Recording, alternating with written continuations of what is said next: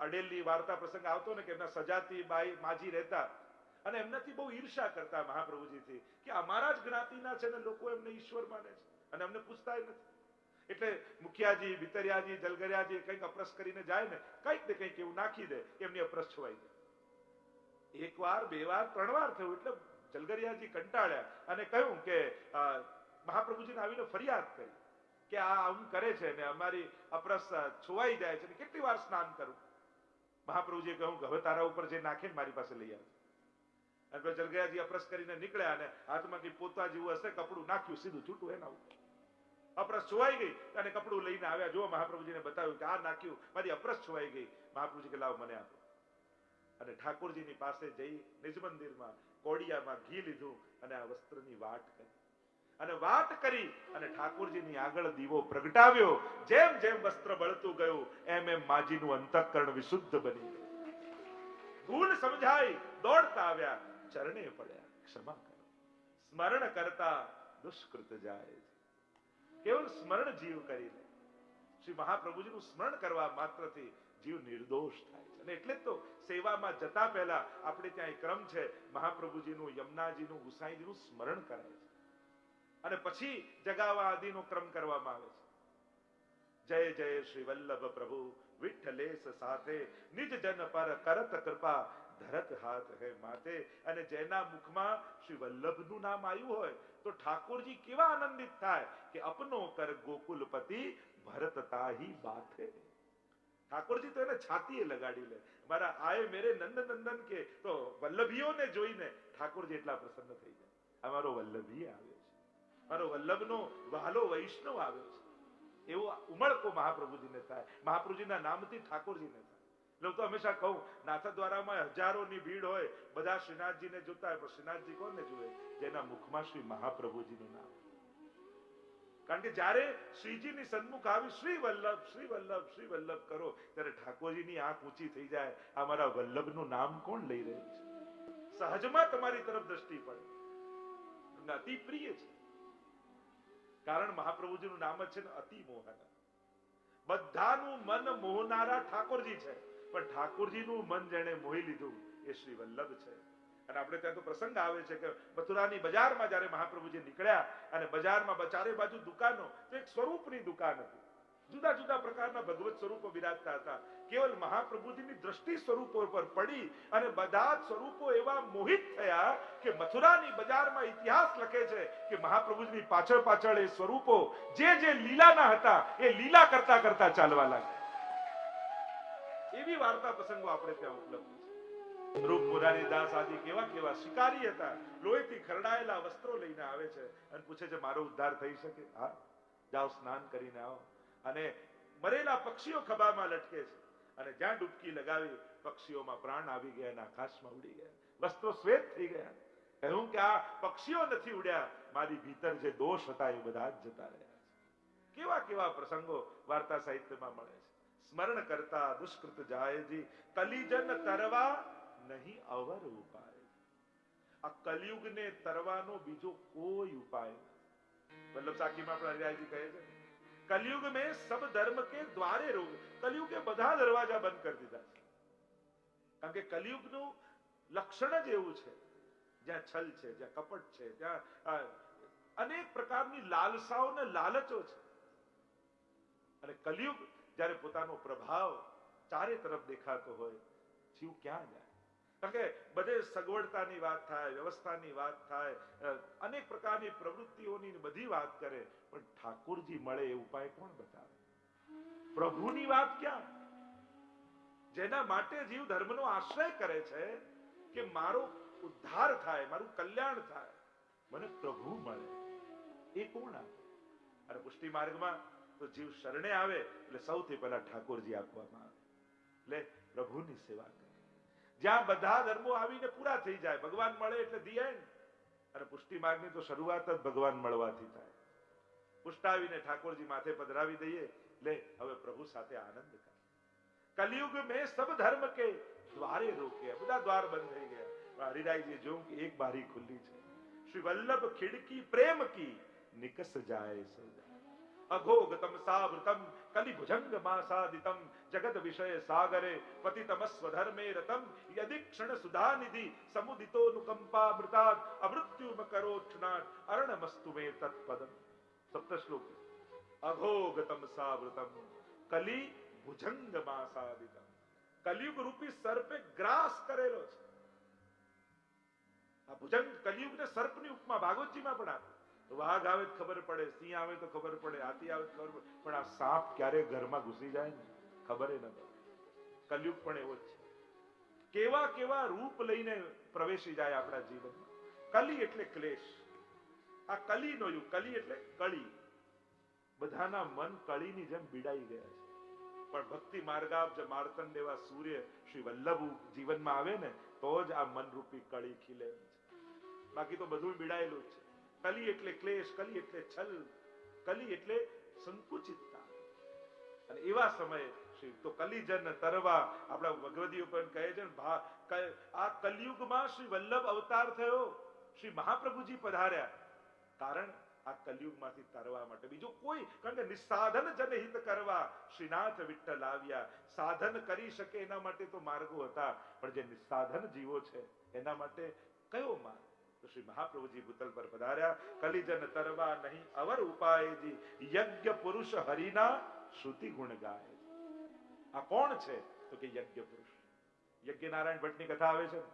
મહાપ્રભુજી થી 7મા પૂર્વજ યજ્ઞ નારાયણ ભટ્ટ, કાંકરવાડ ગામ, આંધ્રપ્રદેશ. અને આવો તેજસ્વી બ્રાહ્મણ કુળ, તૈલંગ કુળ. યજ્ઞ નારાયણ ભટ્ટ સોમ યજ્ઞ કરી રહ્યા છે. અને સોમ યજ્ઞ કરતા કરતા જ્યાં છેલ્લી આહુતિ આપી એ જ ક્ષણે યજ્ઞ કુંડમાંથી સાક્ષાત પ્રભુ પ્રગટ થયા. મદન મોહનલાલ પ્રગટ થયા. આશ્ચર્ય થયું. વચન આપ્યું, તમારા કુળમાં 100 સોમ યજ્ઞ પૂરા થશે ત્યારે હું પોતે પધારીશ. અને આમ નક્કી થયું. 100 સોમ યજ્ઞ થશે અને પછી આખા કુળની અનેક પ્રકારની પરંપરાઓ જેમ જેમ વંશજો આવતા ગયા, કોઈ 28 સોમયજ્ઞ કર્યા, કોઈ 5 સોમયજ્ઞ કર્યા, અને છેલ્લો સોમયજ્ઞ 100મો કાશીમાં લક્ષ્મણ ભટ્ટજીએ કર્યો. પ્રયાગમાં કુંભ ભરાયું છે. બધેથી સંતો, મહાત્માઓ, આચાર્યો આવીને નિવાસ કર્યા છે. લક્ષ્મણ ભટ્ટજી પધાર્યા. 100મો સોમયજ્ઞ પૂર્ણ થયો છે. ઇલમમાં ગારુજીને ગર્ભ રહેલો છે અને એટલામાં યવનોનો ઉપદ્રવ થયો. હાહાકાર મચી ગયો ચારે બાજુ. બધા પોતપોતાના સ્થળો પર પાછા ફરવા લાગ્યા. લક્ષ્મણ ભટ્ટજીને પણ થયું કે અમે પણ પાછા જઈએ. અને આમ વિચાર કરી ત્યાંથી ગાડામાં બિરાજમાન કરીને આગળ ચાલ્યું છે ગાડું. જતા જતા જતા ચંપારણ્ય, અને ચંપારણ્ય ધામ આવ્યું. આગળ સુંદર રીતે વર્ણન પણ કરવામાં આવ્યું છે. ચંપારણ્ય ધામ, બાળકનો પ્રસવ થયો 7મા મહિને. થયું કે નિશ્ચેતન જાણી બાળક મૃત હશે એમ કરીને મૂકીને આવી ગયા. આગળ ચૌડા ગામમાં જઈને નિવાસ કર્યો છે. સ્વપ્નમાં આવ્યા પ્રભુ. લક્ષ્મણ ભટ્ટજીને આજ્ઞા કરી, તમારા પૂર્વજોને જે વચન આપ્યું હતું એ નિભાવ્યું છે. બીજું કોઈ નહીં, હું પોતે પ્રગટ થયો છું. આપ જલ્દીથી પધારો અને મારો સ્વીકાર કરો. ઇલમા ગારુજીને બધી વાત કરી છે. અને જ્યાં વાત કરી ઇલમા ગારુજી તો તૈયાર થઈ ગયા. લક્ષ્મણ ભટ્ટજી ઇલમા ગારુજી પહોંચ્યા છે પાછા જ્યાં બાળકને સુડાવીને આવ્યા હતા. અને હવે તો જુએ તો ચારે બાજુ અગ્નિ છે અને મધ્યમાં સુંદર શ્યામ વર્ણ બાળક પોતાના ચરણના અંગુષ્ઠને મુખમાં પધરાવી કિલકારીઓ કરી રહ્યું છે. જોતાની સાથે ઇલમા ગારુજીના નેત્રો ભરાઈ આવ્યા. આ તો આપણું જ બાળક છે, પણ ચારે બાજુ અગ્નિ છે, કેમ કરીને એને લઉં? લક્ષ્મણ ભટ્ટજીએ કહ્યું, જો આપનું બાળક હશે તો નિશ્ચિત અગ્નિ આપને માર્ગ આપશે. ધીમે પગલે ઇલમા ગારુજી આગળ વધવા લાગ્યા. અને આકાશમાં તો દેવતાઓના વિમાનો આવવા લાગ્યા. થયું, અરે ગોકુળમાં નંદ મહોત્સવ થયો ત્યારે તો અમે રહી ગયા હતા, પણ ફરી પ્રભુ પ્રગટ થયા છે. આ લાભથી વંચિત ના રહી જઈએ. એ નંદ મહોત્સવ સમયે કેટલાક દેવતાઓ રહી ગયા, મોડા પડ્યા, નંદ મહોત્સવના દર્શન ન થયા. આ વખતે દેવતાઓએ કહ્યું કે આ વખતે પહેલા જતા રહેવું છે. જેમ વૈષ્ણવ ધક્કો મારીને આગળ ના આવી જાય, દર્શન રહી ના જાય, એમ એક તે આગે બડબડ એકબીજાથી આગળ વિમાન લઈ અને જલ્દી પહોંચવાની ઉતાવળ છે. નંદ મહોત્સવ થઈ રહ્યો છે. એ જ પ્રભુ મહાપ્રભુ રૂપે પધાર્યા છે. આ વખતે દર્શન ચૂકી નથી જવા. આકાશમાં આવીને પુષ્પ વર્ષાવ કરવાના. બોલો શ્રી વલ્લભાધીશ જય. આ ચંપારણની ભૂમિ એ સ્વામીજીની ભૂમિ છે. અનેક ભાવાત્મક ક્રમ બતાવવામાં આવે. ચંપા એ સ્વામીજીનો વર્ણ છે. એટલે કે ચંપા તો મેં તીન ગુણ રૂપ રંગ અરુવાસ, અવગુણ તો મેં એક હૈ ભ્રમર ના આવે પાસ. તારામાં રૂપ રંગ ગુણ બધું જ છે, એક જ અવગુણ કે ભ્રમર તારી પાસે નથી આવતો. અને ત્યારે કહ્યું કે ચંપક વર્ણી રાધિકા ભ્રમર શ્યામ કો દાસ, और स्वामिनी जी को जानी के भ्रमर ना આવે પાસ. આ તો સ્વામીજીનું વન છે અને સ્વામીજી રૂપ શ્રી વલ્લભ ત્યાં પ્રગટ થયા છે. અને આમ યજ્ઞ પુરુષ હરિના શ્રુતિ ગુણ ગાય છે. વેદો જેના ગાન કરે, પુરાણો જેના ગાન કરે છે કે આવું સ્વરૂપ, આવો અવતાર ભૂતલ પર શ્રી વલ્લભ રૂપે પ્રભુનું થશે. ગાય શ્રુતિ ગુણ રૂપ અહર્નિશ હરિ ધ્યાન વિચાર. લોકો એમ કહે કે વેદમાં નિરાકાર બ્રહ્મની ઉપાસના છે.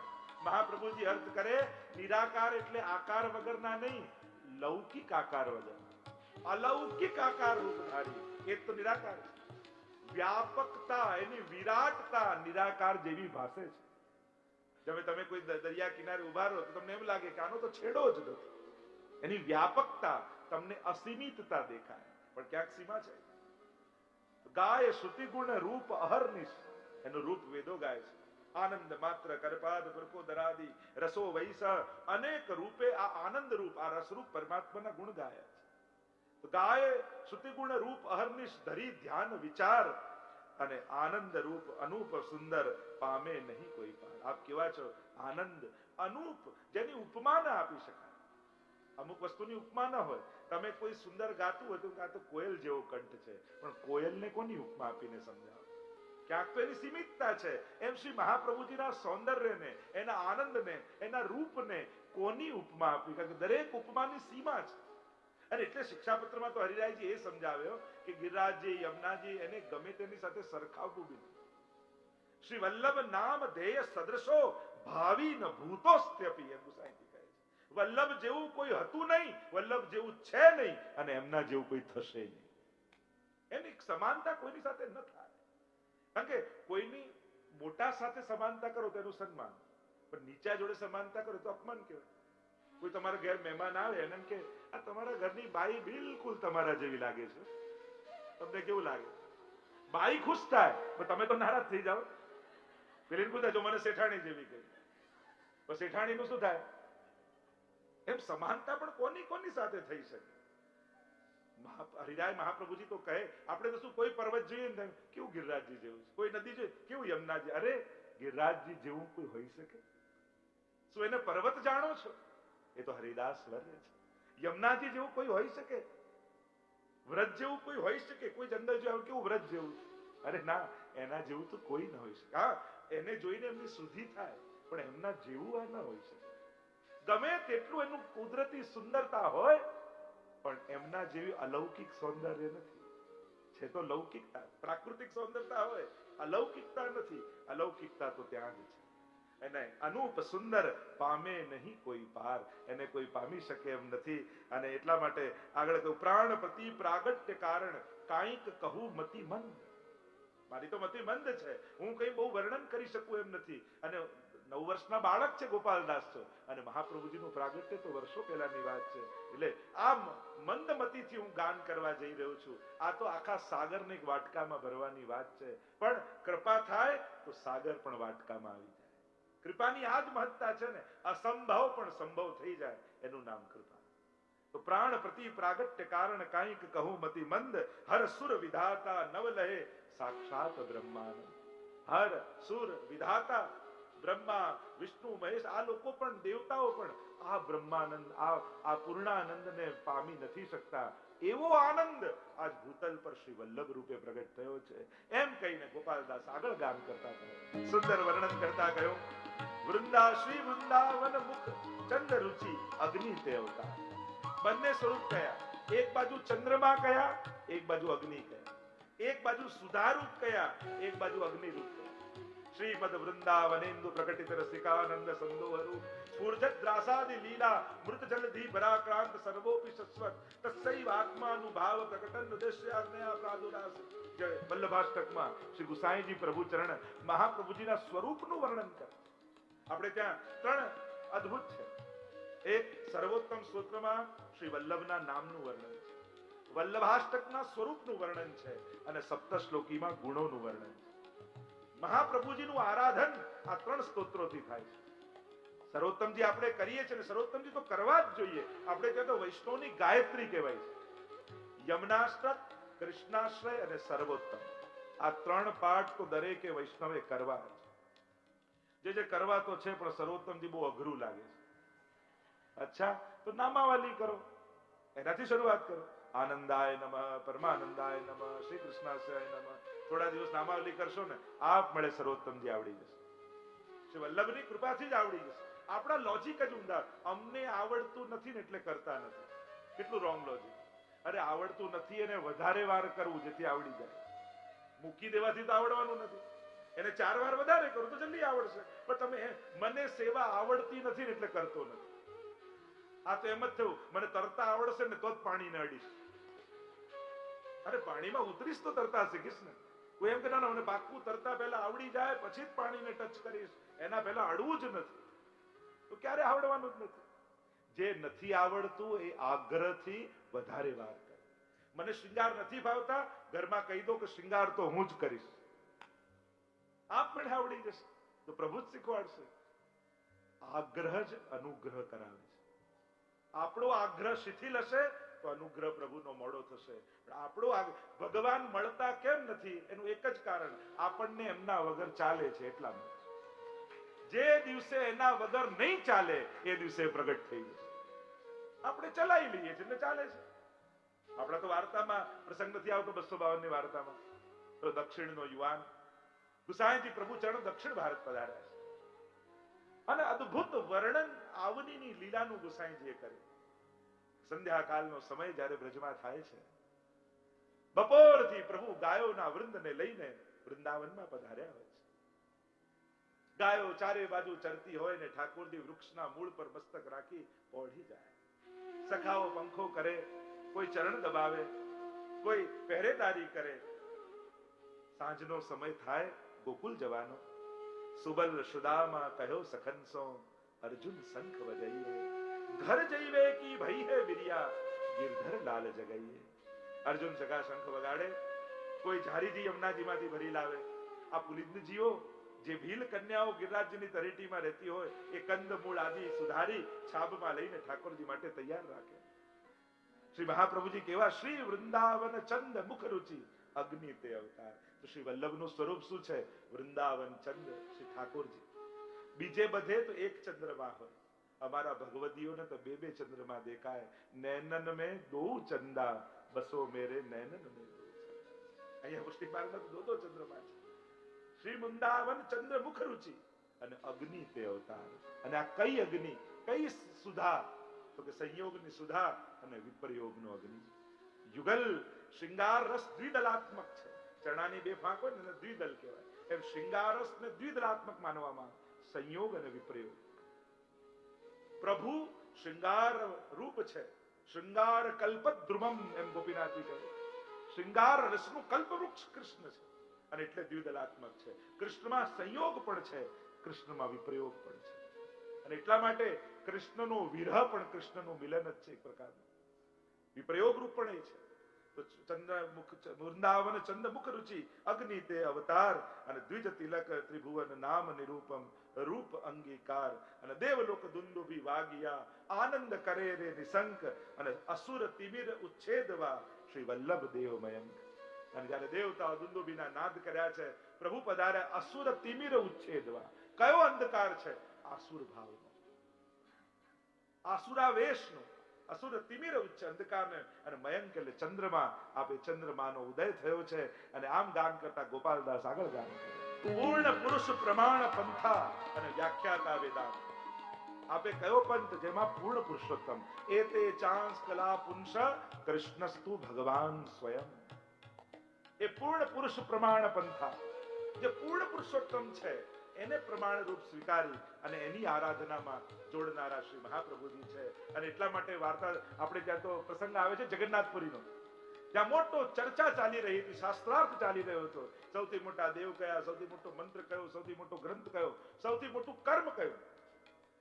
મહાપ્રભુજી પધાર્યા અને કહ્યું કે હું કહીશ તો કદાચ તમને વિશ્વાસ નહીં આવે. એમ કરો, કાગળ અને કલમ સ્વયં જગન્નાથ ભગવાનની આગળ રાખો. જગન્નાથ ભગવાનની આગળ કાગળ અને કલમ રાખવામાં આવી, મંદિરના કપાટ બંધ કરવામાં આવ્યા અને બીજા દિવસે જ્યાં સવારે દ્વાર ખુલ્યો અને એમાં જગન્નાથ ભગવાન એક શ્લોક લખ્યો હતો, એકમ શાસ્ત્ર દેવકી પુત્ર ગીતમ એકમ દેવો દેવકી પુત્ર એવ મંત્રોપેકસ્તસ્ય નામાની યાની કર્માપ્યેકમ તસ્ય દેવસ્ય સેવા. કોઈ એક ગ્રંથ હોય તો ગીતાજી, કોઈ એક બ્રહ્મ હોય તો કૃષ્ણ છે, એનું નામ જ મંત્ર છે અને એની સેવાથી મોટો બીજો કોઈ કર્મ નથી. પૂર્ણ પુરુષ પ્રમાણ પંથા પ્રાકૃતા સકલા દેવા ગણિતાનંદકમ બૃહત પૂર્ણાનંદો હરિસ્તસ્માત કૃષ્ણ એવ ગતિર્મમ. એ પૂર્ણાનંદને ભજવાનો આ પંથ, પુરુષ પ્રમાણ પંથા વ્યાખ્યાતા વેદાંત, વેદાંતના વ્યાખ્યાતા. શુદ્ધાદ્વૈત બ્રહ્મવાદ છે ને આપણે ત્યાં, મહાપ્રભુજી અણુભાષ્ય બ્રહ્મસૂત્ર પર લખ્યું છે. 4 પ્રમાણ ગ્રંથો ગણ્યા મહાપ્રભુજી. વેદાહ શ્રી કૃષ્ણ વાક્યાની વ્યાસ સૂત્રાણી ચૈવહી સમાધિ ભાષા વ્યાસસ્ય પ્રમાણમ તચ્ચતુષ્ટયમ. વ્યાખ્યાતા વેદાંત, 4 પ્રમાણ ગ્રંથ વેદ, બ્રહ્મસૂત્ર, ગીતા અને ભાગવત. અને આપશ્રીએ જે શુદ્ધાદ્વૈત, શુદ્ધ અદ્વૈત બ્રહ્મવાદ, સર્વખલઇદમ બ્રહ્મ, બધું જ બ્રહ્મ છે. અદ્વૈત રૂપે જગત અને બ્રહ્મ જુદા નથી, નાશ અને સર્જન નથી. અહીંયા તો આવિર્ભાવ અને તિરોભાવ છે. ટૂંકમાં જો શુદ્ધાદ્વૈત બ્રહ્મવાદને સમજાવું તો પ્રભુ જ જગત રૂપે પરિણમિત થાય છે અને એ જ જગતને પોતાનામાં તિરોધાન કરી લે છે. સર્જન નથી કે એનો નાશ થાય, કારણ કે સત્ય તમે જગતને માનો. મહાપ્રભુ તો જગતને પણ સત્ય કહે છે, તો નાશવંત હોય ને સત્ય કેમ કહી શકાય? જગતનું તો સર્જન થાય છે, નાશ થાય છે.